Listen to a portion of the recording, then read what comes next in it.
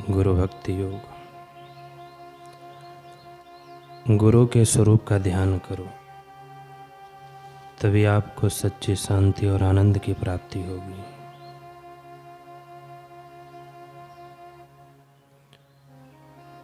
आध्यात्मिक गुरु का ध्यान करने से अति से आध्यात्मिक शक्ति, शांति, नया जोश और नया बल मिलता है।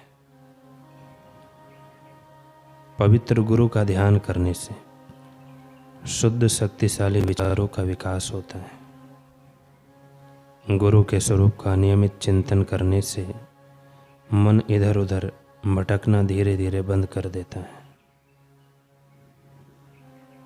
गुरु के स्वरूप का ध्यान करने से आध्यात्मिक मार्ग की तमाम अड़चनें दूर हो जाती हैं। गुरु का ध्यान करने से मन की उत्तेजना दूर होती है और मन की शांति में बहुत वृद्धि होती है। दिव्य गुरु के चरण कमलों का ध्यान करने के लिए ब्रह्म मुहूर्त सबसे ज़्यादा अनुकूल समय है। चालू व्यवहार में कभी कभी गुरु का ध्यान करके आप शक्ति, स्फूर्ति और प्रेरणा प्राप्त करते रहो।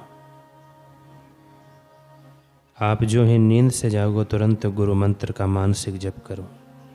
यह बात बहुत ही महत्वपूर्ण है। एकांत एवं गुरु के स्वरूप का गहरा चिंतन, ये दो चीज़ें आत्म साक्षात्कार के लिए महत्वपूर्ण आवश्यकताएं हैं। गुरु का ध्यान करने के लिए हर एक वस्तु को सात्विक बनाना चाहिए।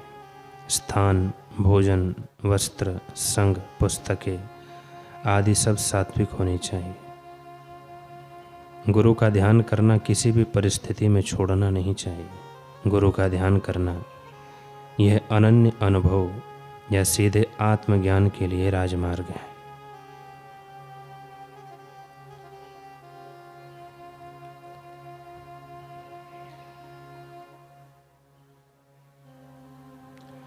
गुरु अर्जुन देव जी श्री हरमिंदर साहब स्वर्ण मंदिर की इमारत का निर्माण करवा रहे थे। उन्हीं दिनों वर्षा न होने से देश के कई क्षेत्र सूखाग्रस्त थे। गुरुद्वार पर प्रतिदिन लंगर में बहुत लोग भोजन करते थे। श्रमदान का कार्य जोरों पर था, किंतु अनाज की आपूर्ति नहीं हो पा रही थी। ऐसे समय में जिला भटिंडा के व्यापारी गंगाराम जी ने सोचा, अमृतसर में नवनिर्माण का कार्य चल रहा है। सूखे के कारण वहाँ भी अनाज की कमी होगी, अतः मुझे वहाँ बाजरे के अच्छे दाम मिल जाएंगे। वे ऊँटों पर बाजरा लाद के अमृतसर पहुँचे और अर्जुन देव जी को उसे खरीदने का संदेश भिजवाया। अर्जुन देव जी ने कहा, अनाज का मूल्य कुछ दिनों बाद वैसाखी पर्व पर दिया जाएगा। यदि यह अनुबंध स्वीकार हो तो हम आपका पूरा अनाज ले लेंगे। गंगाराम जी ने सारा अनाज देकर कर्मचारी व ऊँट वापस भेज दिए और स्वयं दाम वसूली के लिए वहीं रुक गए। वहाँ के भक्तों, सत्संगियों की सद्गुरु सेवा में निष्ठा व तत्परता देखकर वे भी सेवा में लग गए। वे कीर्तन सत्संग का भी लाभ उठाते। सेवा, सत्संग और सुमरन से उनके पुण्य का उदय हुआ, विवेक जगा और वे अर्जुन देव जी के शिष्य बन गए। वैसाखी पर्व पर नई फसल के आने से अनाज का अभाव समाप्त हो गया और धन की कमी भी दूर हो गई। तब अर्जुन देव जी ने कहा, गंगाराम जी, आप अपने बाजरे के दाम कोष से ले लीजिए। किंतु गंगाराम जी ने पैसे नहीं लिए, वे तो सेवा करते रहे। कुछ दिन के बाद अर्जुन देव जी ने पुनः बुलाकर कहा, आप व्यापारी हैं, अतः कोषाध्यक्ष से अपना हिसाब ले लें। गंगाराम जी ने कहा, गुरुदेव, मैं पहले कभी व्यापारी था, किंतु अब नहीं रहा। वास्तव में मैंने पहले कच्चा धन संचित किया है, जो कभी स्थिर नहीं रहता।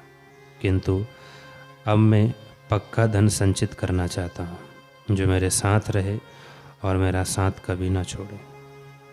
मेरे पास धन का अभाव नहीं है, लेकिन अंदर की तृप्ति और संतोष का अभाव है।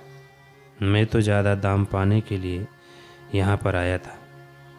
गुरुदेव, आपकी कृपा से आपकी सेवा मिली, सत्संग भजन हुआ और वह अभाव काफ़ी हद तक मिट गया है।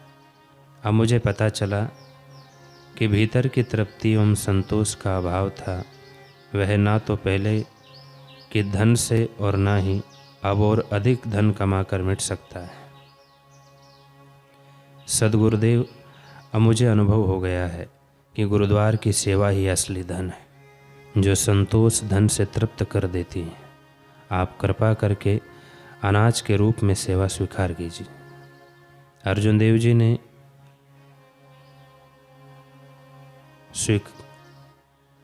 देव जी ने हामी भर दी, उनकी सेवा को स्वीकार कर लिया। ब्रह्मज्ञानी महापुरुषों के पास कोई लौकिक लाभ पाने के लिए ही क्यों ना आए, और उसे वहाँ ऐसा आत्मिक आनंद लाभ मिलता है कि जिसके आगे अधिक बाहरी लाभ पाने का लोभ व वासना सहज में ही मिट जाते हैं।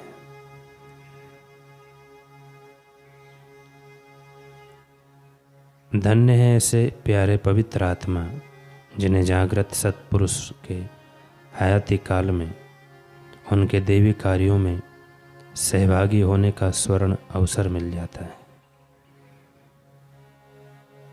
और परम सद्भागी वे हैं जो विघ्न बाधाओं और प्रतिकूलताओं को सहते हुए भी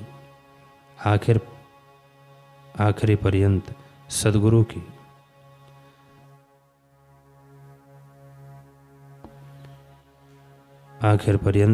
की सर्व दुख हारिणी सर्व सुख प्रदायिनी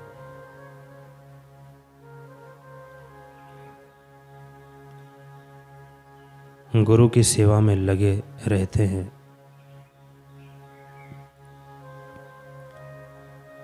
वे अपने भवसागर से पार होने के और अपनी किस पीढ़ियों को तारने का मार्ग सजग कर लेते हैं।